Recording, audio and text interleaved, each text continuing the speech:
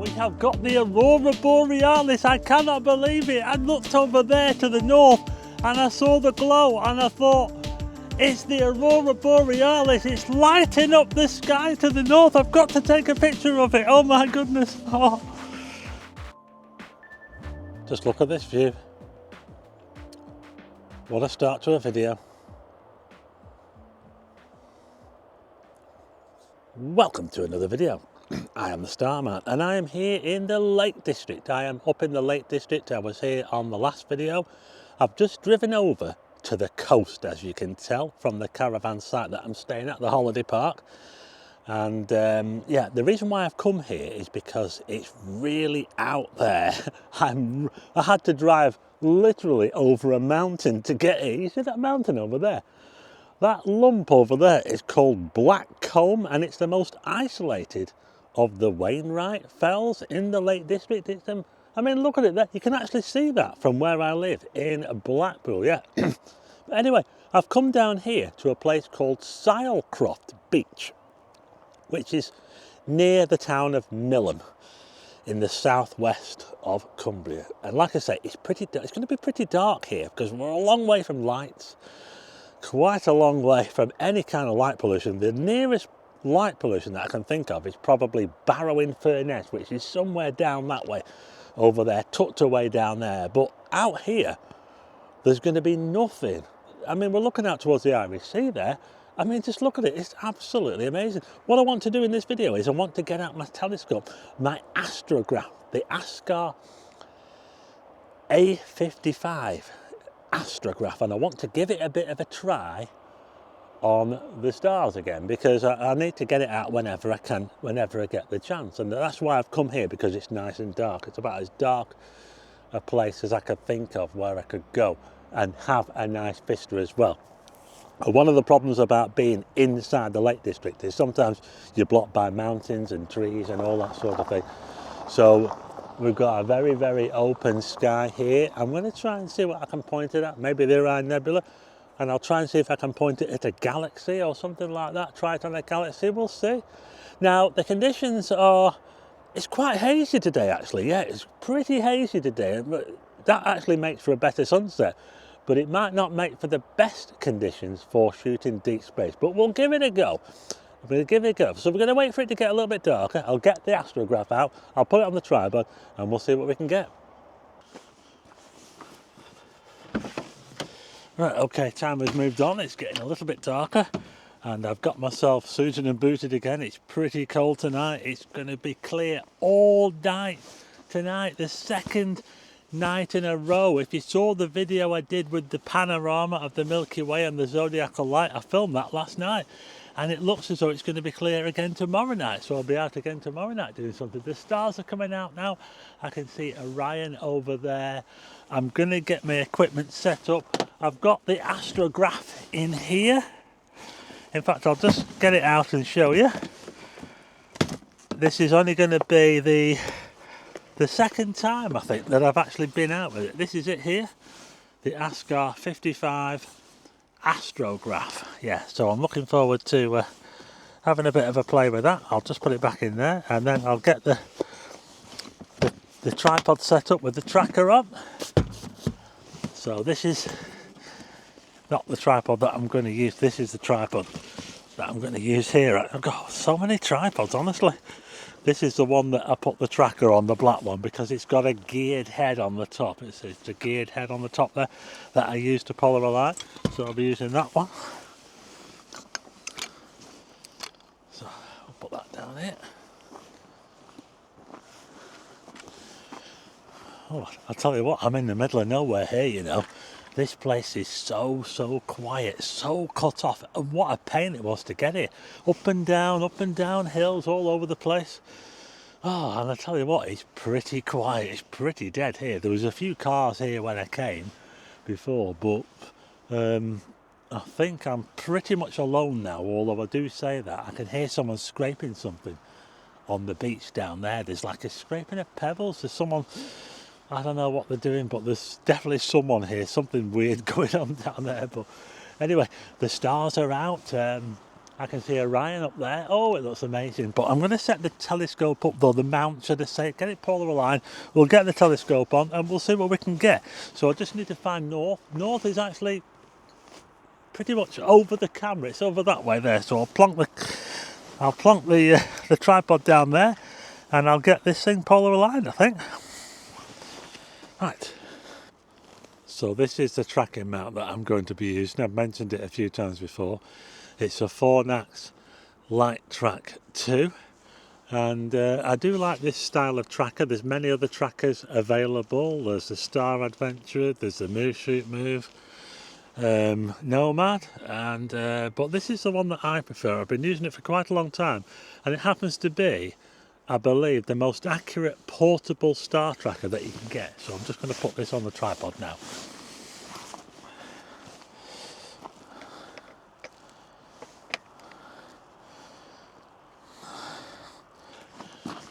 You're not going to believe me, but well, I've just got to drop everything because the Aurora, we have got the Aurora Borealis. I cannot believe it. I looked over there to the north and I saw the glow and I thought, it's the Aurora Borealis. It's lighting up the sky to the north. I've got to take a picture of it. Oh my goodness. Oh, I can't believe this, folks. Oh. Look, I don't know if you probably can't see it on the video, but my goodness, folks, we have got the Aurora Borealis.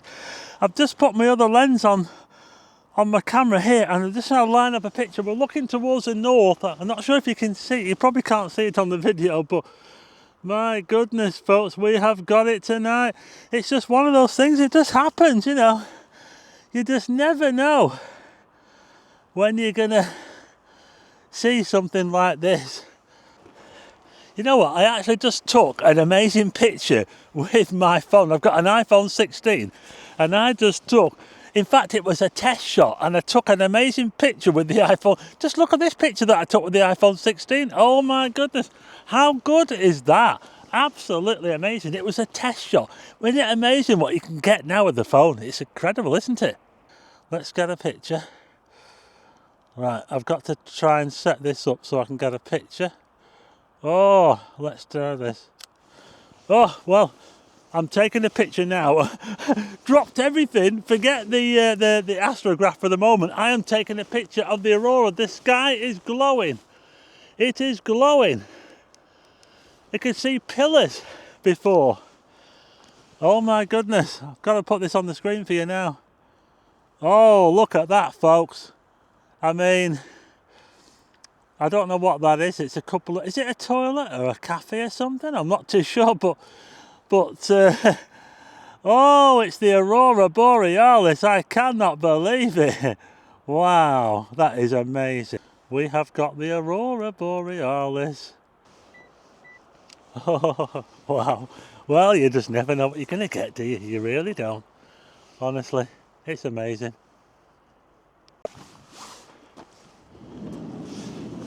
Oof. I tell you what, isn't it amazing what happens? You know, that actually happens so many times. I'll come out with a view to taking a certain kind of picture, and then something else happens. Like I've come out here to the middle of nowhere, pretty much, and I look towards the north, and I can actually see the Aurora. I know because I've seen it so many times before. And I just knew that it was the Aurora, and I took that photograph with my phone just to take a test shot to check, because the iPhone 16, I'm telling you, it takes amazing long exposure pictures.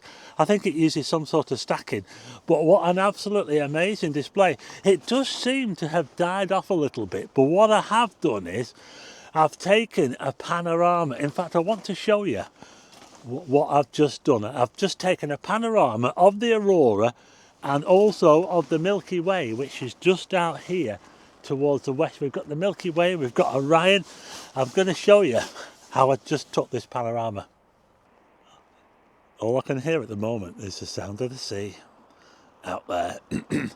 No overnight parking or camping is allowed. Well, I've done that on here before.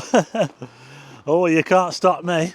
But anyway, so the Aurora was that way towards the north, and we've got these two buildings here. I think the toilet, one thing the toilet, I'm not sure what the other one is. But I've got my camera here. It's the Panasonic S5, and I've got the 18mm, can you see the 18mm f1.8 lens? And what I've done is, can you see how I've got it on the tripod there? And I've got it in portrait mode as well. So what I've done is I've actually taken a load of photographs in portrait mode, and the way I've done it is I've basically just taken a panorama, and what I've done is I've moved the camera around. Can you see? It's currently pointing towards the south over there, and if you look up here you might be able to see Orion. So what I did was I simply just took a load of pictures and kept stopping it to turn it round. I started up this way, and if we have a look on the screen, I'll just put the screen on for you so we can have a look and see what I've got. Right, okay. Now look at this, folks. I hope you can see this. So this was the first picture I took looking towards the north, towards those buildings. You can see the Aurora there. I'm using the 18mm f1.8 at f1.8 ISO 3200 and 15-second exposures. And I've kept taking a picture. I've moved the camera along a bit. Can you see? We've got the Aurora there. Moved it along a bit more. Still got the Aurora. Got a bit of red there. But that gets better, folks. Look, we've now got zodiacal light. Look at that. The Aurora is now mixing it up with the zodiacal light. Can you see that glow there? If you want to see more about zodiacal light, you'll have to watch my other video, which I'll put a link to at the end of this one, which I took over Coniston. So I've now got a panorama of the Milky Way. I've got zodiacal light, and I've also got the Aurora. Oh my goodness, how many can I pack into one picture? Just look at this panorama here. Hope it stitches together okay, but that looks amazing, doesn't it? Wow.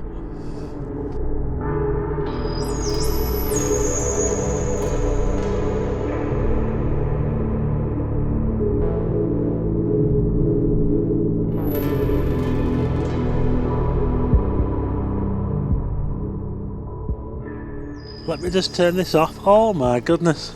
Now the Aurora has actually died down a bit now, but the stars are still looking amazing. We've got that amazing glow of zodiacal light as well. And I'm gonna put the picture on. Hopefully, if that panorama stitches, I hope it does. It should do, hopefully. I took around about 10 or 11 pictures that should all stitch together into a full panorama of the Milky Way, the Aurora, and the zodiacal light. Absolutely amazing. So I'll have to do that when I get back, so hopefully that will work. But the stars are all out. Orion is actually going down now. We're starting to lose Orion for the winter. It will be back again next winter.